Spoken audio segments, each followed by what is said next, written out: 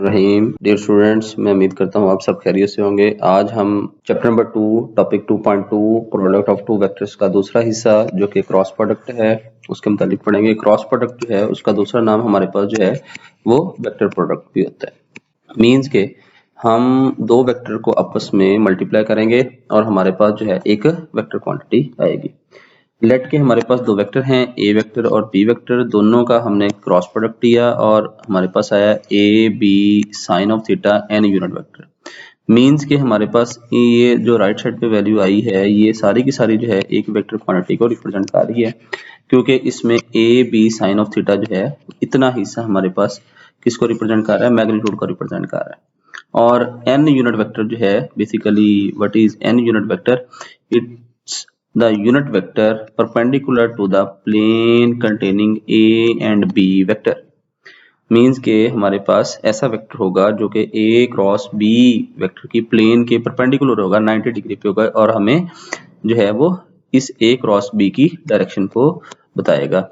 तो जब हमारे पास मैग्नीट्यूड और डायरेक्शन आ गई n यूनिट वेक्टर से तो हमारे पास क्या बन जाएगी, एक वेक्टर क्वांटिटी बन जाएगी। मिसाल के तौर पे टॉर्क का अगर हम जिक्र करें तो हम कहते हैं कि पोजीशन वेक्टर और फोर्स का क्रॉस प्रोडक्ट जो है वो किसके बराबर है, टॉर्क के बराबर है। पोजीशन वेक्टर क्रॉस प्रोडक्ट किसके साथ, फोर्स के साथ। इस तरह एक चार्ज है जब मैग्नेटिक फील्ड के अंदर मूव करता है तो उस पर लगने वाली फोर्स जो है वो हमारे पास F is equal to Q into V cross B के इक्वल होती है, तो वो भी हमारे पास एक क्रॉस प्रोडक्ट की एग्जाम्पल है।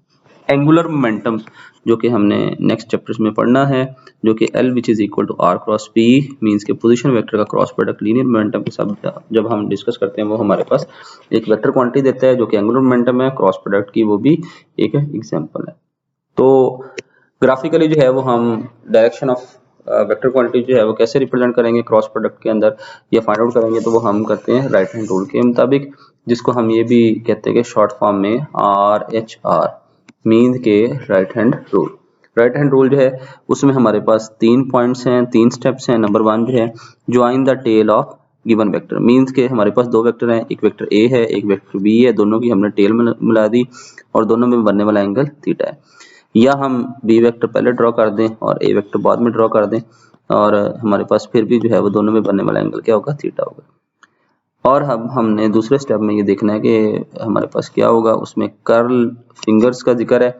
मीन के हमने अपनी फिंगर्स को रोटेट करवाना है ए वेक्टर टू वेक्टर बी की तरफ थ्रू अ स्मॉलर एंगल। ये बहुत इंपॉर्टेंट पॉइंट है कि हमने लार्जर एंगल से जो है वो नहीं चलना, बल्कि रोटेशन जो है वो स्मॉलर एंगल से करवानी है अपने राइट हैंड की फिंगर की।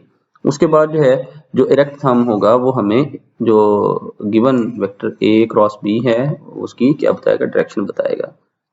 यहाँ पे ये जो सेकंड स्टेप के अंदर हैंड जो है वो मेंशन किया गया, बेसिकली ये रोटेशन को रिप्रेजेंट करने के लिए है, not for right hand rule के लिए।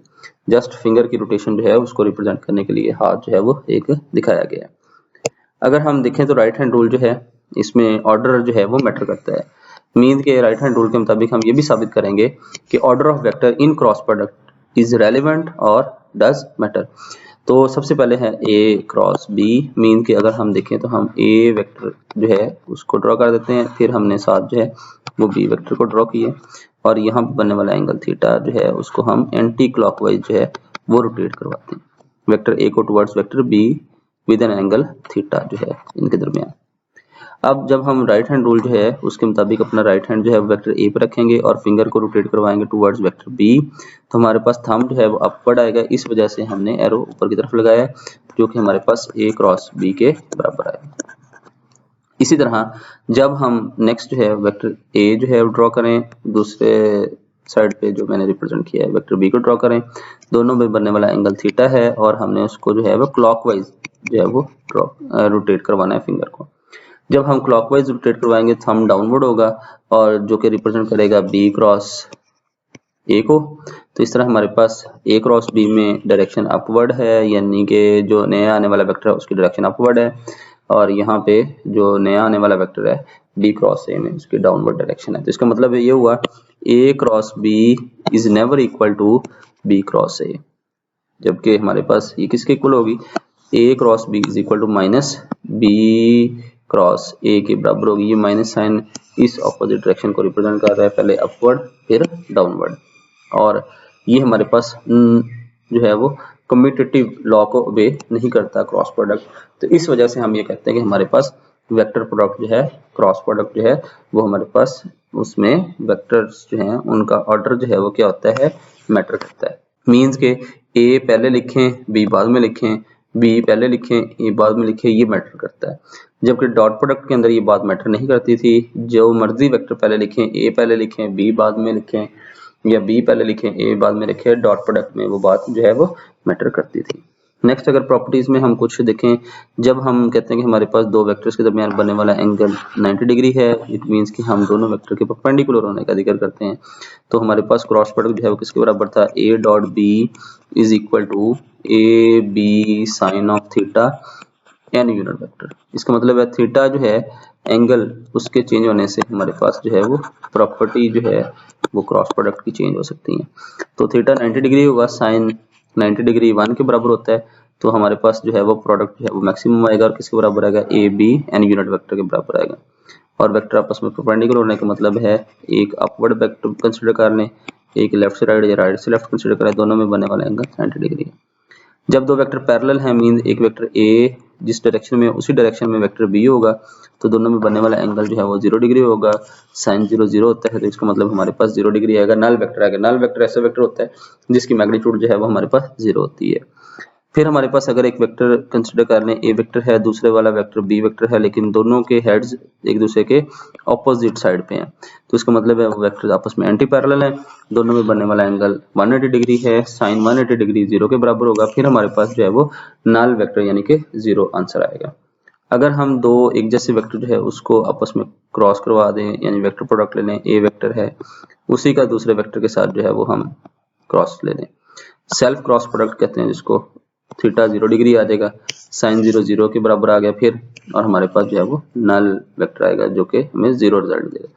लास्ट 3 प्रॉपर्टीज के अंदर जो है वो अगर देखें तो हमारे पास आंसर 0 आ रहा है, जबकि जब दोनों वेक्टर्स के दरमियान बनने वाला एंगल जो है वो 90 डिग्री था, तो उस वक्त हमारे पास प्रोडक्ट जो है वो क्या आएगा, मैक्सिमम आएगा। नेक्स्ट है very important point about cross product, short question में भी आ सकता है, जिसको हम ये भी कहते हैं कि हमारे पास फिजिकल मीनिंग जो है क्रॉस प्रोडक्ट के क्या है, फिजिकल मीनिंग्स।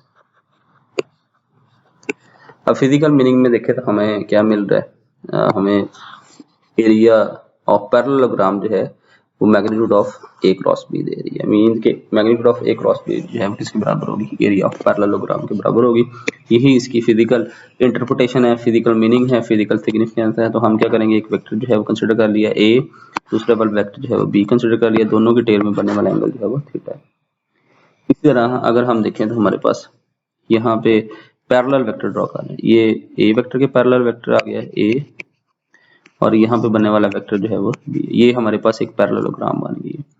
ये मैंने यहाँ पे रिप्रेजेंट कर दिया, यहाँ पे भी रिप्रेजेंट कर सकते हैं जहाँ पे मैंने अब ड्रॉ कर दिया, ये परपेंडिकुलर जो है वो मैंने ड्रॉ कर दिया है। ये हाइट है जो कि हमारे पास किसके बराबर है, बी साइन ऑफ थीटा के बराबर है, यानी vertical component of vector B जो है वो हमारे पास।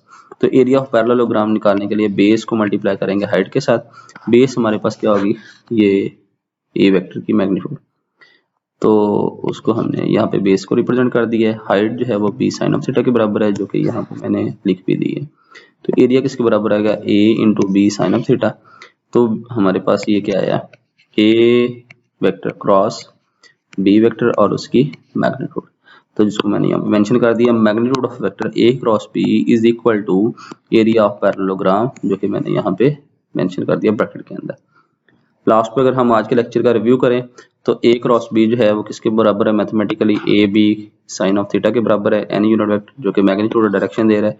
मीन कि हमें क्रॉस प्रोडक्ट से क्या मिलेगा, एक वेक्टर क्वांटिटी मिलेगी जिसकी मैग्नीट्यूड भी होती है और उसके साथ साथ डायरेक्शन भी होती है।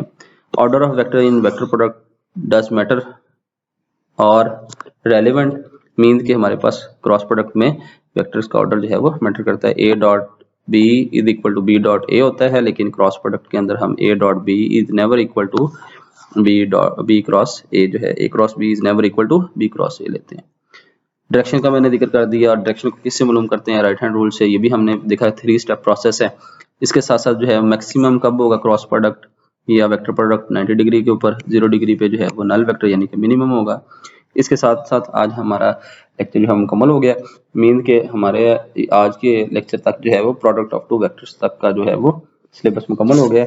मीन्स के अगर हम बुक का देखें, बुक के पेज नंबर 25 का हाफ ऑलमोस्ट जो है वो हमने आज मुकम्मल कर लिया है। तो इसके साथ साथ जो है हमारा लेक्चर मुकम्मल हो गया। तो बहुत सारी दुआओं में याद रखें, इस लेक्चर को बार बार सुने, बार बार देखें, और जो बात समझ नहीं आती आप कमेंट सेक्शन में पूछ सकते हैं ताकि हम उस पॉइंट को क्लियर कर सकें। और आपका एग्ज़ाम बहुत नज़दीक है, अब कोशिश करें ज़्यादा से ज़्यादा पढ़ें, किताब को देखें, एक्सरसाइज पे फोकस करें, लेक्चर को देखें, जो चीज़ समझ नहीं आती बार बार पूछ सकते हैं। इसके साथ इजाज़त चाहता हूँ। आप लोगों का बहुत शुक्रिया। अल्लाह हाफिज़।